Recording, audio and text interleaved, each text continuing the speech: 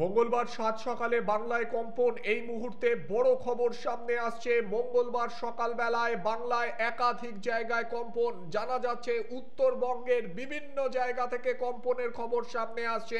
আরও একবার দর্শকদের জানাবো, 7/1/2025 মঙ্গলবার সকালে কম্পনে কেঁপে উঠল উত্তরবঙ্গ।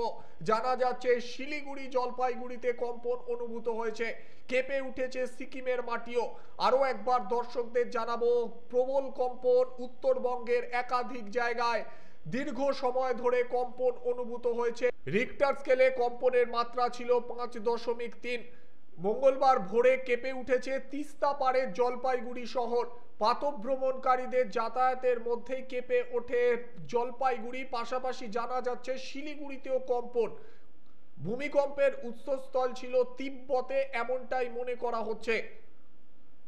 উত্তরবঙ্গের একাধিক জায়গায় কম্পন অনুভূত হয়েছে। আরও একবার দর্শকদের জানাবো, জলপাইগুড়ি শিলিগুড়ি সহ একাধিক জায়গায় কম্পনের তীব্রতা ছিল 5.3। জানা যাচ্ছে জলপাইগুড়িতে দীর্ঘক্ষণ ধরে কম্পন অনুভূত হয়েছে।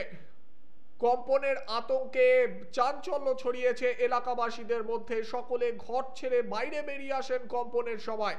মঙ্গলবার সাত সকালে কম্পন অনুভূত হলো উত্তরবঙ্গের একাধিক জায়গায়, এমনটাই জানা যাচ্ছে। কেঁপে উঠেছে শিলিগুড়ি জলপাইগুড়িও।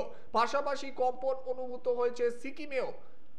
মনে করা হচ্ছে এই ভূমিকম্পের উৎসস্থল ছিল তিব্বতে কম্পন অনুভূত হয়েছে। পাশাপাশি কেঁপে উঠল বাংলায় শিলিগুড়ি জলপাইগুড়িতে কম্পন।